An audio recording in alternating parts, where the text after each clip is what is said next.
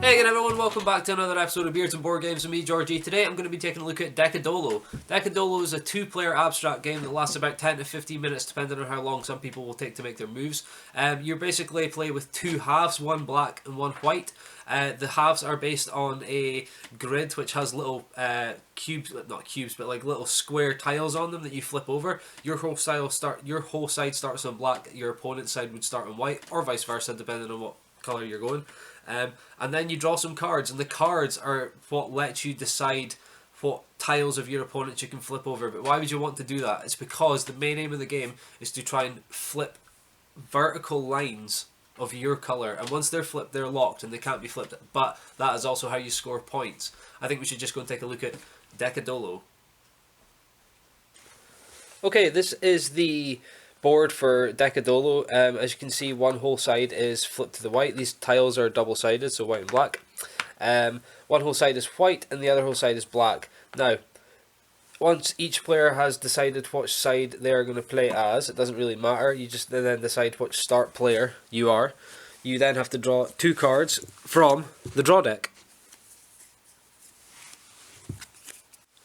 Okay, once you've drawn your cards from the draw deck, the main aim of the game is to play certain cards to flip tiles over in such a manner as this.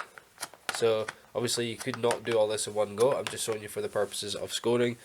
Say I was this side, then this would be 1 point for me. Now, in the purposes for scoring as well, just say at the end of the game, which I'll explain later, how you get there. At the end of the game, say you had this. This would obviously be 1 point and 2 points, but because they're together, and there's two of them, you then times that by 2. This is classed as a 4-point row. Now you'll be wondering what some of the cards actually do.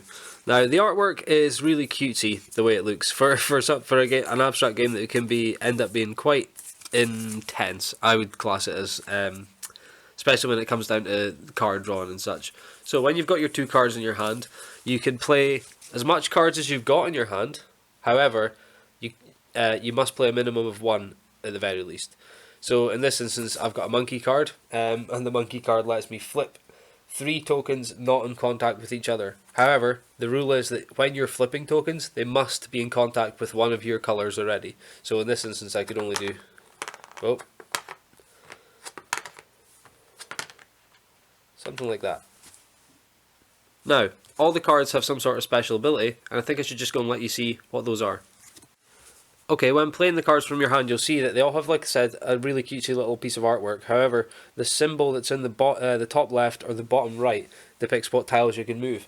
In this instance, this is the clowns, which means you can flip 3 neighbouring tokens that form an L shape. This is Caesar. You guessed it, you can only flip 1 token, given by that symbol there. This is the pirate. You can flip 2 neighbouring tokens. Again, remember, every time you flip tokens, they must already be touching a token that's already of your colour.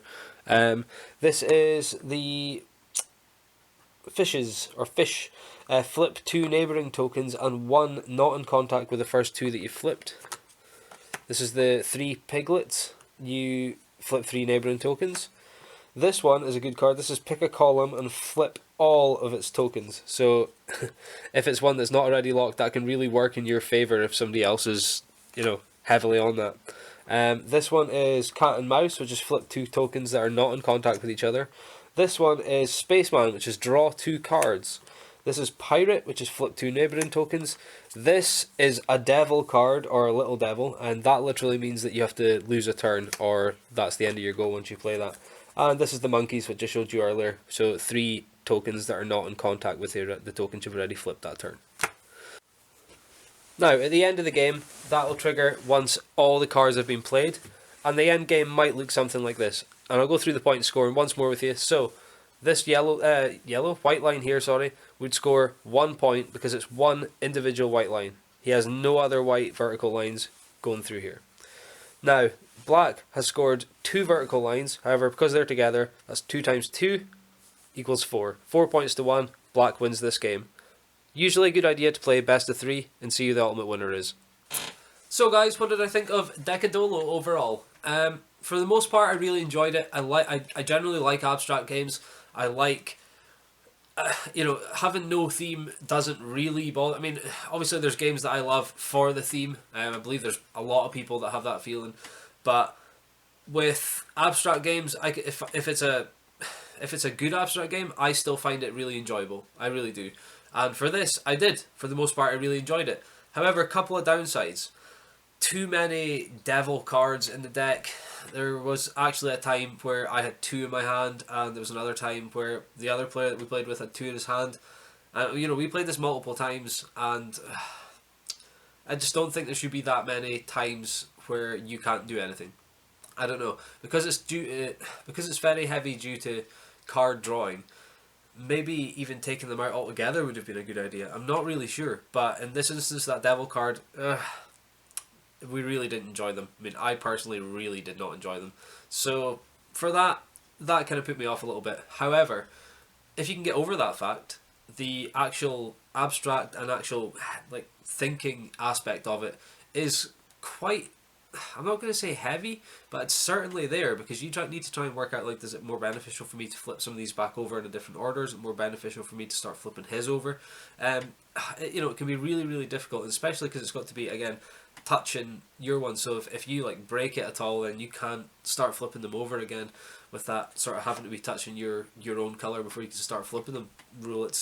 It can be quite difficult at times, but like I said, very enjoyable. Okay folks, I hope you enjoyed the review, and don't forget to like, comment, subscribe, check me out on Patreon, Twitter, all that stuff. Other than that, I hope everyone's having a great week so far, and I'll catch you guys later.